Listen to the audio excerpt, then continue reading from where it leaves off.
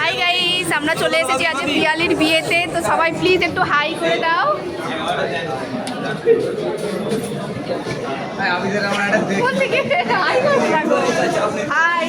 High করে দাও সবাই। তো পিয়ালি এখন অন্যদিকে শিফট করে গেছে, তো চলো পিয়ালির কাছে যাবো, তারপরে গিয়ে ব্লগটা স্টার্ট করবো। পিয়ালির বর কিন্তু অনেকক্ষণই চলে এসেছে, আর এখানে এসে কিন্তু উনি সিংহাসনে বসেও পড়েছে। আর আমি কিন্তু চারপাশের একটু ভিডিও করে নিচ্ছিলাম।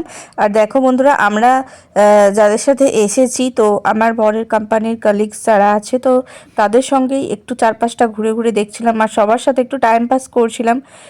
তো এখানে পিয়ালির একজন কাকু কাকিমা সম্ভবত এরাও ছবি তোলা ভিডিও করার জন্য অনেকক্ষণ ধরে দাঁড়িয়েছিল। তো আমরা একটু ওনাদের ছবি আর ভিডিও করে দিয়েছি, ছবি আলাদা করে তুলেও দিয়েছি আমি, এবং ভিডিও আলাদা করে তুলে দিলাম। তো দেখো ওনারা বেশ খুশি কিন্তু বেশ মনে হচ্ছে। আর আমরা এই ধারে সবাই দাঁড়িয়ে আছে কারণ কি গিফট দেওয়ার জন্য, আর এমনিতে নর্মালি সবাই ছবি তুলছে। তো বন্ধুরা, এখন সবাই মিলে ঢুকছি বিয়ে বাড়িতে। আর এই বিয়ে বাড়ির লজের যে গেটটা কত সুন্দর করে সাজিয়েছে তোমরা দেখো, কত রকম ফুলের সাজ দিয়েছে এবং ডেকোরেশনটা অসম্ভব সুন্দর করে কিন্তু সাজিয়েছে বন্ধুরা। আর এই বন্ধুরা পিয়ালি কে তোমাদের সেটা বলি, পিয়ালি হচ্ছে আমার একটা ফ্রেন্ড হয়। আর আমরা কিন্তু একই সাথে জব করতাম। আমি তো অনেক দিন আগে জবটা ছেড়ে দিয়েছি, বাট ও এখনও কন্টিনিউ করছে।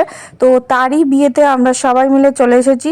আর এখানে আমি যার সঙ্গে এসেছি, তো তারা কিন্তু সবাই জব করছে, আর আমরা একই ডিপার্টমেন্টেই সবাই জব করতাম। তো আমি ছেড়ে দিয়েছি, বাট ওরা সবাই এখনও কন্টিনিউ করছে। তো দেখো বন্ধুরা, চলে এসেছি এই লজের দোতলায় কিন্তু বিয়ের অনুষ্ঠানটা কিন্তু হচ্ছে। তো পিয়ালিকে কিন্তু খুব সুন্দর লাগছে, দেখতে পাচ্ছ তোমরা, দেখো একদম খুব সুন্দর নতুন কনের বেশ দাঁড়িয়ে আছে। তো বন্ধুরা, পিয়ালির সঙ্গে কিন্তু আমরা সবাই ফটো আর সেলফি তুলতে ব্যস্ত হয়ে পড়েছিলাম, কারণ বরযাত্রী এখনও এসে পৌঁছয়নি। আর বরযাত্রী এলে তো তোমরা জানোই যে নতুন কনেকে সবাই ঘিরে বসবে, আর তখন কিন্তু বেশি ফটো তোলার সুযোগ হবে না। তো আমরা মানে কি ওখানে পৌঁছানোর কিছুক্ষণ পরে কিন্তু বরযাত্রীরা চলে এসেছিলো। আর তো দেখো এখন নতুন বর চলে এসেছে এবং তিনি বসেছে সিংহাসনে, এবং ওখানে কিন্তু ওর এখন ফটোশ্যুট চলছে ওই দাদার, মানে যিনি বর, তো তার এখন ফটোশ্যুট চলছে। তো দেখো এই বন্ধুরা, এই তোমাদের সাথে এই বন্ধুটা একটু আলাপ করে দিয়ে, নাম হচ্ছে আবি। তো এই হচ্ছে আমার খুবই ক্লোজ ফ্রেন্ড হয়।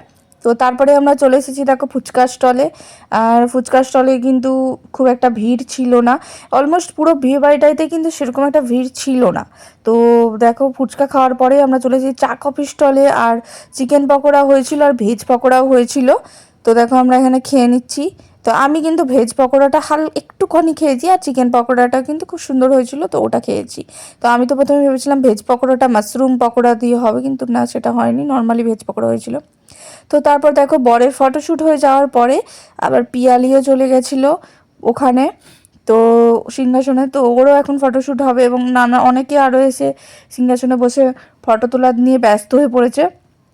তো দেখতে পাচ্ছ বন্ধুরা, আমি কিন্তু 4-5টা ভিডিও করছিলাম তখন।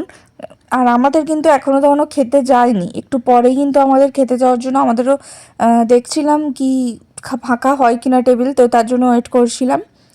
তো তারপরে হালকা করে তোমাদের দাদাভাইয়ের সঙ্গে একটু ভিডিও শ্যুট করে নিলাম দেখো। তো ও প্রথমে ভেবেছিল যে আমি সেলফি তুলছি, তারপর ভাবলো যে না, এটা কিন্তু ভিডিও হচ্ছে। তো তারপরে এই করতে করতেই আমরা চলে এসেছি খাওয়া দাওয়া করতে। এই দেখো পিয়ালি ও সুজয়ের শুভ বিবাহ, এবং এই যে মেনু কার্ড রয়েছে, তো দেখতে পাচ্ছ মেনু কার্ডে কত সুন্দর সুন্দর মেনু রয়েছে, আর মেনুগুলো কিন্তু খুব সুন্দর খেতে হয়েছিল। তো দেখো এই যে ওই ধারে আমাদের সব বন্ধুরা বসে পড়েছে, আর চারপাশেও আরও সবাই বসে পড়েছে খেতে, কিন্তু একটু ছিমছাম, বিয়ে বাড়িটা কিন্তু বেশ একটু ছিমছাম হয়েছিল।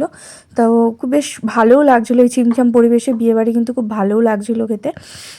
সব কিছু মানে খাওয়ার দাওয়ারও সব কিছু ঠিকঠাকই ছিল। তো আমরা এই যে দেখো দুজন একসাথে এইদিকে বসে পড়েছি, আর অন্যান্য সবাই ওইদিকে বসে পড়েছে। তো দেখো এখানে আমাদের একজন বন্ধু, এও কিন্তু খুব আমাদের সাথে ছ্যাবলামো ইয়ার্কি খুব ঠাট্টা করে। তো খুব ভালো, এরা সবাই খুব ভালো কিন্তু। তো তারপর দেখো আমরা এইখানে খাওয়ারের মাঝপথে আমি একটু ভিডিও করে নিয়েছিলাম। তো আমার কিন্তু খাবারগুলো খুব সুন্দর লাগছিলো খেতে, বিশেষ করে পনির পাসিন্দাটা কিন্তু আরও সুন্দর ছিল, টেস্টি হয়েছিল। কিন্তু শেষের দিকে কিন্তু আমি রসগোল্লাটা বেশি খেতেই পারিনি, মানে খুব মিষ্টি মিষ্টি লাগছিলো, ওই জন্য খেতে পারিনি। আর লাস্টে আইসক্রিমটা নিয়ে চলে এসেছিলাম, এটা খাচ্ছিলাম লাস্টের দিকে। সবাই এটা লাস্টেই খাচ্ছিলো, কারণ একসাথে অত কিছু খাওয়া যাচ্ছিলো না, সেই কারণে। তো এখন তো বাড়ি ফেরার পালা। তো এখন বাজে রাত্রি 11:30, আর আমাদের বাড়ি পৌঁছাতে এখান থেকে প্রায় 1.5 ঘন্টা লাগবে। আর আমরা অলমোস্ট ওই 1.5 ঘন্টাই লাগবে, এবং বাইকে করে যাব।